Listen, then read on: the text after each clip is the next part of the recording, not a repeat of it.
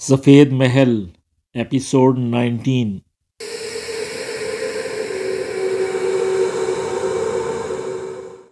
یہ پجاری واقعی اس قابل ہیں کہ ان کا خون پی لیا جائے، ان کے کلیجے چھلنی کر دیے جائیں، انہیں سسکا سسکا کر مارا جائے۔ کامران نے سنگینا کا ساتھ دیتے ہوئے کہا، فکر نہ کرو، وہ وقت زیادہ دور نہیں۔ آج یہ شیطانی ٹولہ میری بہن کو داسی بنانے کی فکر میں ہے۔ سنگینا فکر مند انداز میں بولا، ان سے کس طرح نمٹا جائے؟ کیا داسی بننے سے انکار کر دیا جائے؟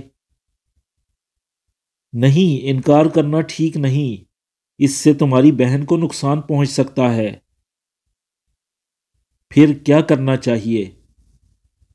کوئی بہانہ ایسا کہ بات 7-8 دنوں کے لیے ٹل جائے۔ کامران نے کہا، ایسا بہانہ کیا ہو سکتا ہے؟ سنگینا سوچ میں پڑ گیا۔ ابھی وہ دونوں اس مسئلے پر غور ہی کر رہے تھے کہ گالٹا کے باپ نے آواز دے کر انہیں بلایا۔ ارے وہاں اکیلے کھڑے تم دونوں کیا کر رہے ہو؟ ادھر آؤ۔ آؤ سنگینا، اس مسئلے کو سب کے سامنے رکھتے ہیں، یقیناً کوئی نہ کوئی حل نکل آئے گا۔ کامران نے سنگینا کا ہاتھ پکڑ لیا۔ ٹھیک ہے، چلو۔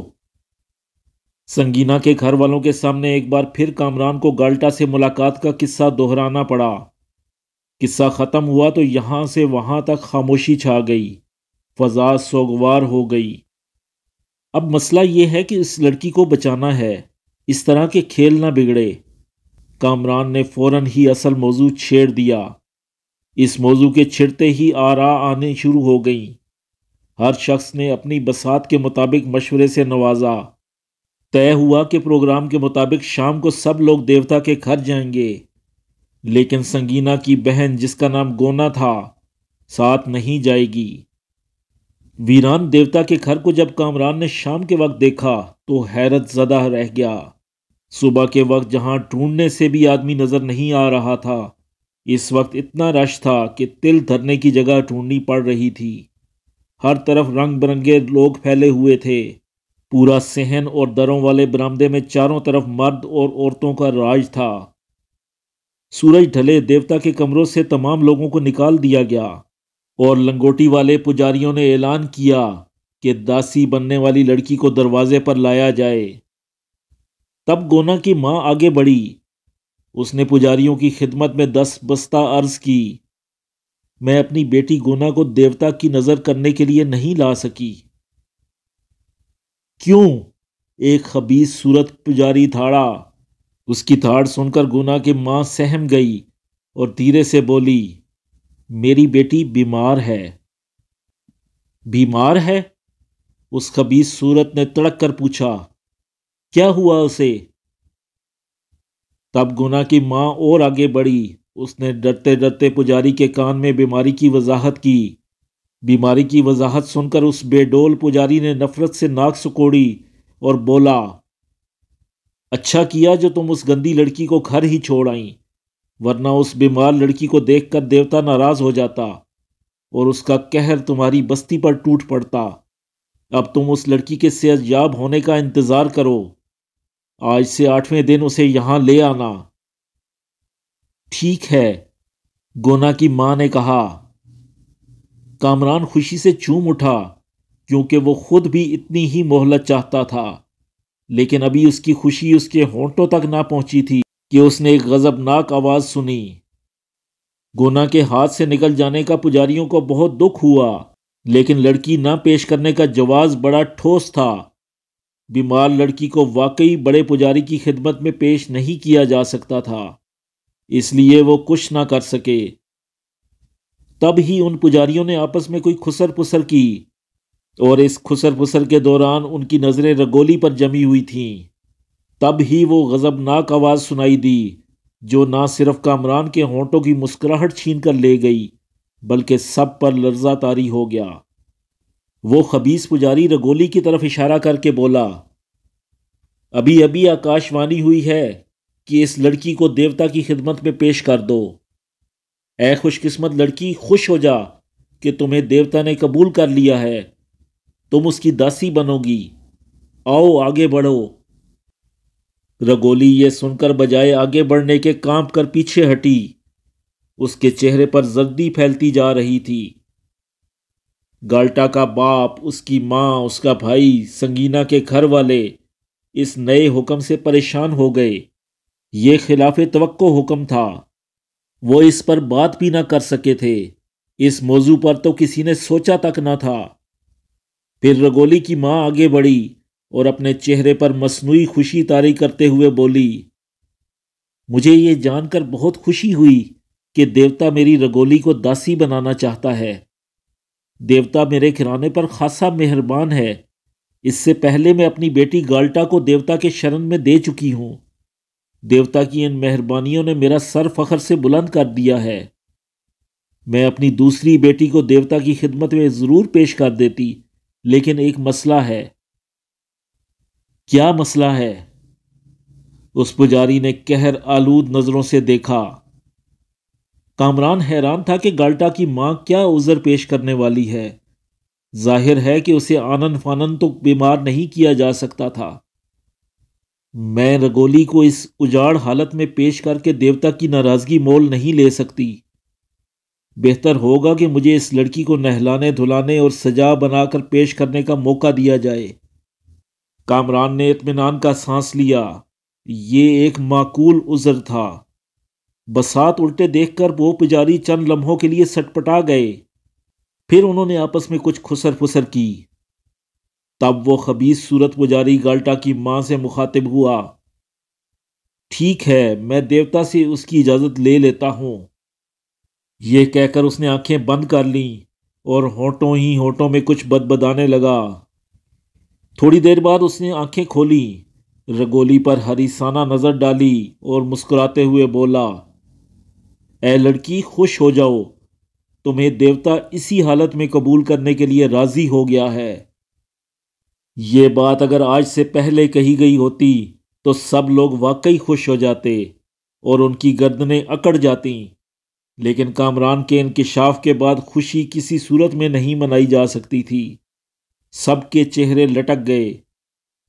سنگینا اور گالٹا کے بھائی سگرام کا چہرہ غصے سے سرخ ہو گیا اور کامران کو لگا کہ چند ہی لمحوں میں وہ جست لگا کر اس خبیث پجاری کی گردن دبوچنے کو ہیں۔ کامران فوراً ہی تیزی سے ان کے نزدیک پہنچا اور دونوں کے ہاتھ پکڑ کر صبر کرنے کی تلقین کی۔ پھر وہ گالٹا کی ماں کی طرف بڑھا اور اس کے کان کی طرف جھک کر آہستہ سے بولا، رگولی کو جانے دو۔ گالٹا کی ماں نے تعجب سے کامران کی طرف دیکھا۔ اسے اپنی سماعت پر یقین نہ آیا۔ کامران نے پھر آہستہ سے گردن ہلا کر آنکھ کے اشارے سے رگولی کو بھیج دینے کا اشارہ کیا۔ اب کسی شک و شبہ کی گنجائش نہ تھی۔ تب گالٹا کی ماں نے رگولی کا ہاتھ پکڑا اور دروازے کی طرف بڑھی۔ رگولی کو اپنے چنگل میں پھنستا دیکھ کر پجاریوں کی باچھیں کھل گئیں۔ انہوں نے رگولی کو دروازے تک پہنچنے کا راستہ دے دیا۔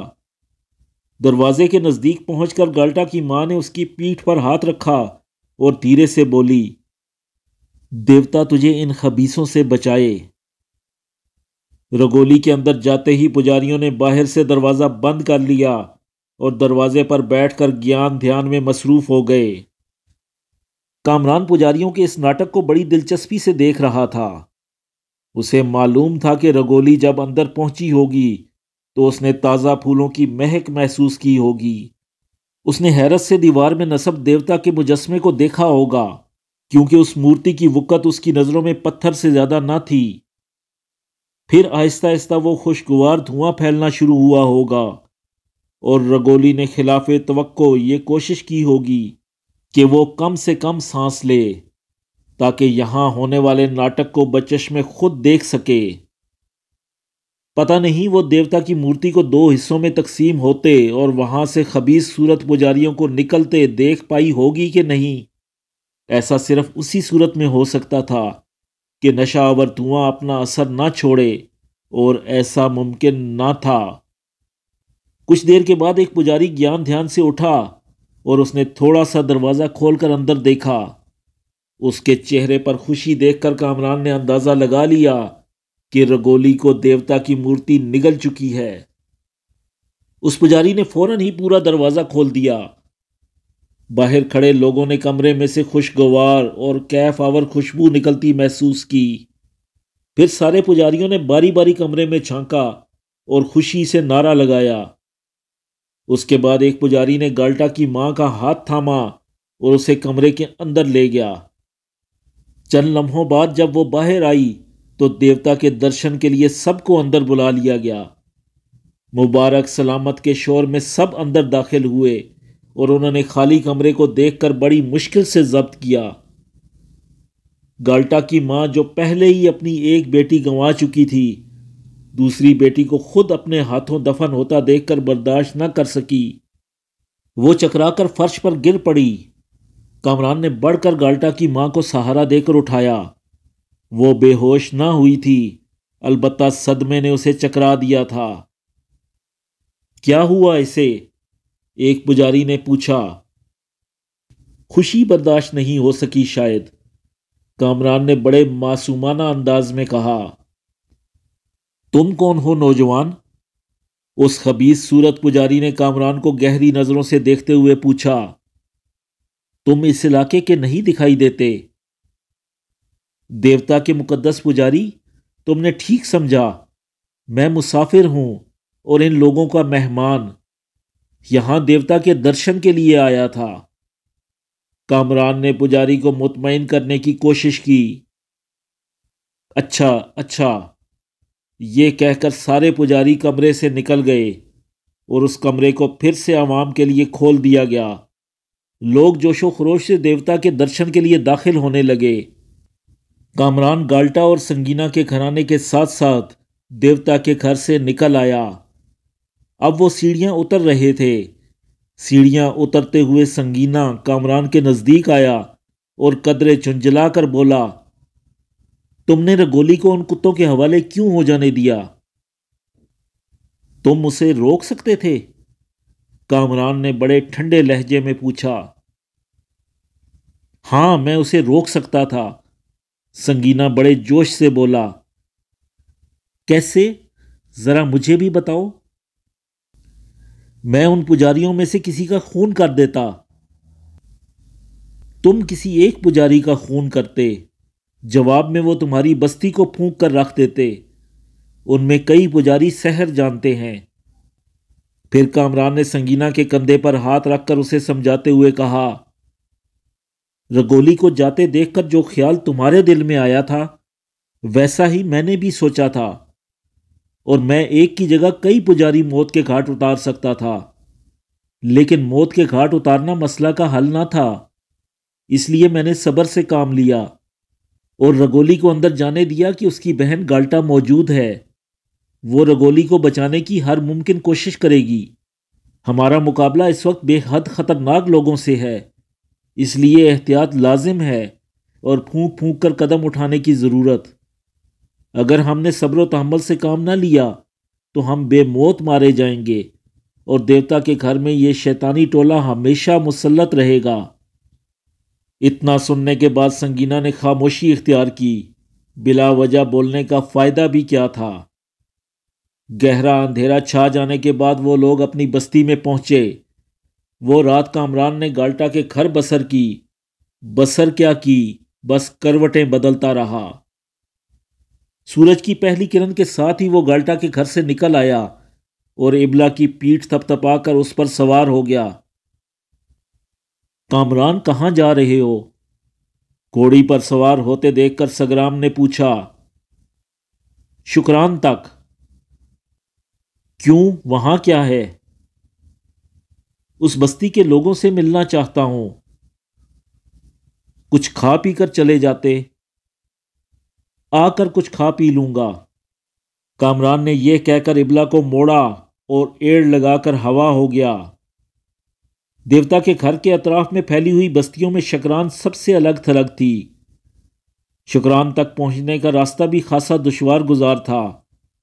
کامران کبھی ابلا پر سوار ہوتا، کبھی پیدل چلتا، آخر شکران جا پہنچا۔ بستی کے کنویں پر چند البیلی نار پانی بھرنے میں مصروف تھیں۔ ایک سجیلے سوار کو بستی میں داخل ہوتا دیکھ کر وہ ایک دوسرے کو کوہنیاں مارنے لگیں۔ ایک دوسرے کو چھیڑنے لگیں۔ دیکھ وہ تیرے سپنوں کا شہزادہ آ گیا، ایک بولی۔ ارے اس کا نہیں، یہ تو میرا ہے، دوسری بولی۔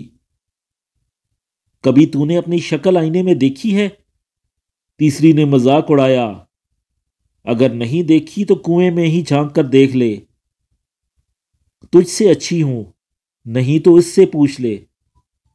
دوسری نے تڑک کر جواب دیا، چل ٹھیک ہے، ہم دونوں میں سے کون اچھا ہے اسی سے فیصلہ کرا لیتے ہیں۔ تیسری بھی ہار ماننے والی نہ تھی۔ ٹھیک ہے، بلاؤ اسے، دوسری نے کہا۔ ابھی بلاتی ہوں۔ یہ کہہ کر تیسری نے اسے آواز دینے کے لیے منہ کھولا تو ایک لڑکی نے اس کے منہ پر ہاتھ رکھ دیا۔ پاگل ہوئی ہو کیا؟ کہیں ایسی باتیں مردوں سے پوچھی جاتی ہیں، اور وہ بھی پردیسیوں سے؟ ذرا سوچو وہ کیا خیال کرے گا کہ اس بستی کی لڑکیاں کیسی ہیں؟ اس نے سمجھایا۔ پھر یہ ہر وقت حسن پری کیوں بنتی ہے؟ تیسری نے غصے سے کہا۔ حسن پری بنتی نہیں، میں ہوں ہی حسن پری۔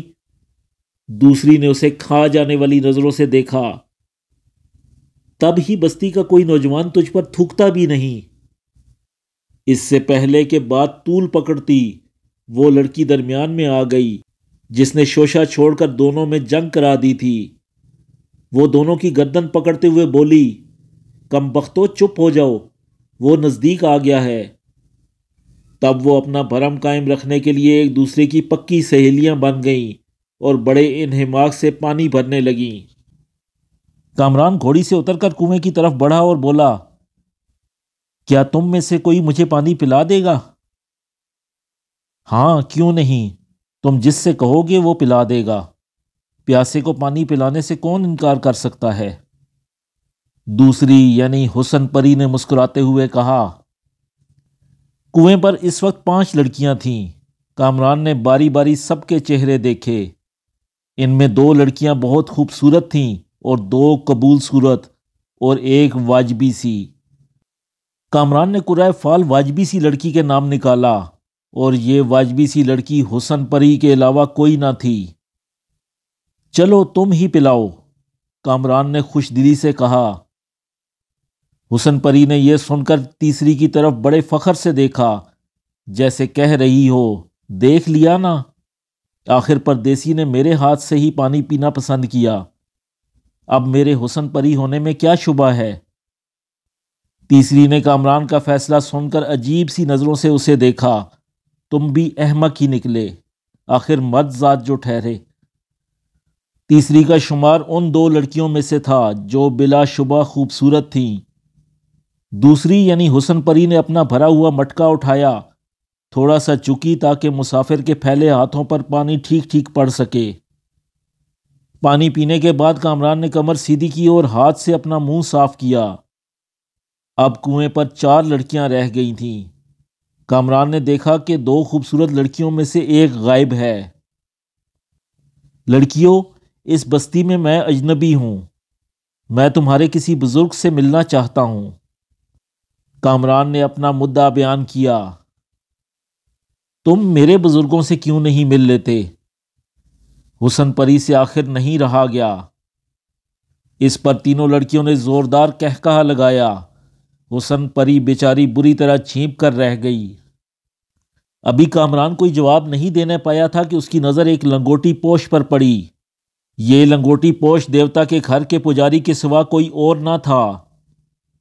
اس پجاری کے ہاتھ میں ایک بڑی سی ڈگڈگی تھی۔ پجاری کو دیکھ کر کامران کو رگولی یاد آ گئی۔ جانے اس بیچاری پر رات کیا بیتی ہو۔ دیوتا کے گھر کا وہ لنگوٹی پوش پجاری ڈگڈگی بجاتا ان کے پاس سے گزر گیا۔ یہ پجاری یہاں کیوں آیا ہے؟ کامران نے پوچھا۔ یہ دیوتا کے گھر سے کوئی اہم خبر لے کر آیا ہے، بستی میں جا کر اعلان کرے گا، آؤ چلیں اس کی سنیں۔ یہ کہہ کر لڑکیاں جلدی جلدی اپنے مٹکے اٹھا کر بستی کی طرف چل دیں۔ کامران بھی ان کے پیچھے پیچھے ہو لیا۔ ڈگڈگی کی آواز کامران کے کانوں میں بدستور آ رہی تھی، اور اس آواز میں جانے کیا جادو تھا کہ لوگ اپنے گھروں سے نکل نکل کر پجاری کے پیچھے جا رہے تھے۔ آخر چوک میں پہنچ کر وہ پجاری رک گیا، پھر اونچے سے چبوترے پر چڑھ کر گھوم گھوم کر ڈگڈگی بجانے لگا، یہاں تک کہ تمام لوگ اکٹھے ہو گئے۔ شکران کے لوگوں، اس پجاری نے چیخ کر کہنا شروع کیا، میں تمہارے لیے ایک اہم خبر لے کر آیا ہوں، میری بات غور سے سنو، اس اعلان پر کان دھرو۔ تھوڑی دیر اس نے زور زور سے ڈگڈگی بجائی، پھر بولا، ایک افسوسناک خبر یہ ہے کہ دیوتا کے گھر کے بڑے پجاری کا دیہانت ہو گیا ہے۔ یہ کہہ کر پجاری نے بڑے زور زور سے ڈگڈگی بجائی۔ کامران بڑے پجاری کی موت کا اعلان سن کر چونک اٹھا، اس کا دھیان فوراً ہی شومگا کی طرف منتقل ہو گیا، یہ کارروائی ضرور اسی کی ہوگی۔ بڑے پجاری کی موت کے بعد اس کی جگہ کے لیے آج دوپہر چناؤ ہوگا۔ اس چناؤ میں بڑے پجاری کے 5 چیلے حصہ لیں گے۔ جو بھی چیلا چمتکار دکھا کر بازی جیت لے گا اسے بڑا پجاری مان لیا جائے گا۔ لہٰذا بستی کے تمام لوگوں کو مطلع کیا جاتا ہے کہ وہ بعد دوپہر دیوتا کے گھر آ کر اس مقابلے کو ضرور دیکھیں۔ اعلان ختم ہوا۔ یہ کہہ کر وہ لنگوٹی پوش پجاری چبوترے سے کودا اور ڈگڈگی بغل میں دبا کر جدھر سے آیا تھا ادھر ہی چلا گیا۔ صورتحال اچانک تبدیل ہو گئی تھی، وقت بہت کم تھا، لہٰذا کامران نے بستی میں ٹھہرنا مناسب نہ سمجھا۔ وہ یہاں لوگوں کے سامنے پجاریوں کے کالے کرتوت بیان کرنے آیا تھا تاکہ یہاں کی رائے عامہ کو ان پجاریوں کے خلاف استعمال کیا جا سکے۔ بڑے پجاری کی موت کی خبر اور چیلوں کے درمیان مقابلے نے کامران کو اپنے پروگرام میں تبدیلی کرنے پر مجبور کر دیا۔ اس نے ابلا کی پیٹھ پر سوار ہو کر زور سے ایڑ لگائی۔ ابلا کے اٹھے پاؤں ابھی زمین پر نہ پڑے تھے کہ اسے رکنے کا اشارہ ملا۔ دراصل کامران کو کسی نے پیچھے سے آواز دی تھی۔ کامران نے مڑ کر دیکھا تو حسن پری کو اپنی طرف بڑھتا پایا۔ پردیسی، وہ اس کے نزدیک آ کر بولی، کیا تم واپس جا رہے ہو؟ میرے بزرگوں سے نہ ملو گے؟ فی الحال میں نے اپنا ارادہ ملتوی کر دیا ہے، کامران نے جواب دیا۔ کامران کا جواب سن کر حسن پری اداس سی ہو گئی۔ وہ اداس ہو گئی جیسے کامران نے اس کے بزرگوں سے اس کا رشتہ مانگنے کا ارادہ ملتوی کر دیا ہو۔ ممکن ہے میں کل یا پرسوں واپس آؤں، کامران نے اسے اداس دیکھ کر کہا۔ آنا، ضرور آنا، پردیسی، میں تمہارا انتظار کروں گی۔ حسن پری نے شدت جذبات سے مغلوب ہو کر کہا، اچھا، ضرور آؤں گا۔ یہ کہہ کر کامران نے ابلا کو چلنے کا اشارہ کیا۔ اشارہ ملتے ہی ابلا ہوا ہو گئی۔ کامران یہ بھی نہ جان سکا کہ حسن پری بڑی دیر تک کھڑی تکتی رہی، یہاں تک کہ اس کے سپنوں کا شہزادہ نظروں سے اوجھل ہو گیا۔ سارزہ پہنچ کر کامران نے ادھر ادھر سن گن لینے کی کوشش کی کہ دیوتا کے گھر سے جاری ہونے والے اعلان کا بستی والوں پر کیا اثر ہوا، لیکن اسے اس اعلان کا کہیں ذکر ہوتا نظر نہ آیا۔ لوگ حسب معمول اپنے کاموں میں مشغول تھے۔ گالٹا کے گھر کے احاطے میں داخل ہوا تو اسے گالٹا کا باپ خچروں کو دانہ کھلاتا ہوا مل گیا۔ کامران نے ابلا کے منہ سے لگام نکال کر اسے بھی دانے پر چھوڑ دیا اور گالٹا کے باپ سے مخاطب ہوتا ہوا بولا، دیوتا کے گھر سے جاری ہونے والا اعلان سنا تم نے؟ کیسا اعلان؟ گالٹا کے باپ نے پوچھا۔ کیا وہ ڈگڈگی والا پجاری ابھی تک یہاں نہیں پہنچا؟ نہیں تو؟ پھر میرے پاس تم سب کے لیے بڑی دلچسپ خبر ہے۔ وہ کیا؟ بڑا پجاری کل رات مر گیا۔ بڑا پجاری مر گیا؟ لیکن یہ کیسے ہو گیا؟ یہ بات مجھے بھی نہیں معلوم ہو سکی، ویسے میرا اندازہ ہے کہ وہ شومگا کے انتقام کا نشانہ بن گیا۔ کامران نے اپنا خیال ظاہر کیا۔ آج بعد دوپہر دیوتا کے گھر میں چیلوں کے درمیان مقابلہ ہونے والا ہے، جو جیتے گا اسے بڑا پجاری مان لیا جائے گا۔ اتنے میں سگرام اور سنگینا بھی آپ پہنچے۔ وہ سب مل کر دیوتا کے گھر جانے کا پروگرام بنانے لگے۔ دوپہر ہوتے ہوتے دیوتا کا گھر لوگوں سے کھچا کھچ بھر گیا۔ لوگوں کو صحن میں بیٹھنے سے منع کر دیا گیا تھا۔ سارے تماشائی صحن کے چاروں طرف بنے دروں کی سیڑھیوں پر بیٹھے تھے۔ سورج نے جب مغرب کی طرف بڑھنا شروع کیا تو مورتی والا دروازہ اچانک کھلا اور اس میں سے چلملاتے لباسوں میں بڑے پجاری کے 5 چیلے برآمد ہوئے۔ ان چیلوں میں سب سے آگے شومگا تھا۔ ہر چیلا دیوتا کے گھر کے صحن میں پڑی ہوئی مخصوص چوکیوں پر براجمان ہو گیا اور ان چوکیوں کے پیچھے لنگوٹی پوش پجاری کھڑے ہو گئے۔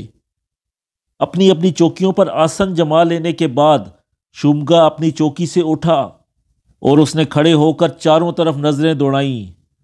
اس کے بعد بولا، بڑے پجاری کے سورگباش ہو جانے کے بعد اس کی چوکی خالی ہو گئی ہے اور اس خالی چوکی کے لیے میں خود کو سب سے اہل سمجھتا ہوں، لیکن میں نہیں چاہتا کہ بڑے پجاری کے دوسرے چیلوں کے دلوں میں یہ بات پیدا ہو کہ میں نے زبردستی بڑے پجاری کی چوکی پر قبضہ جما لیا ہے۔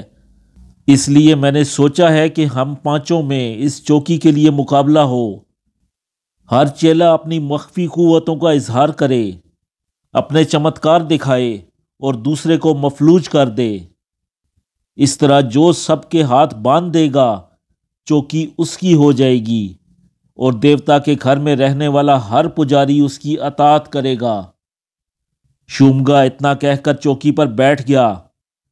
چند لمحے وہ آلتی پالتی مارے آنکھیں بند کیے بیٹھا رہا۔ چند لمحوں بعد وہ پھر اٹھا اور بولا، سب سے پہلے میں اس مقابلے کے لیے خود کو پیش کرتا ہوں۔ تم میں سے جو چیلا بھی مجھ سے مقابلہ کرنا چاہے وہ چوکی پر کھڑا ہو جائے۔ یہ سن کر چاروں چیلے اپنی اپنی چوکیوں پر کھڑے ہو گئے۔ چاروں چیلوں کو شومگا کے مقابلے آتے دیکھ کر لوگوں نے زوردار نعرے لگائے، تالیاں اور سیٹیاں بجا کر اپنی خوشی کا اظہار کیا۔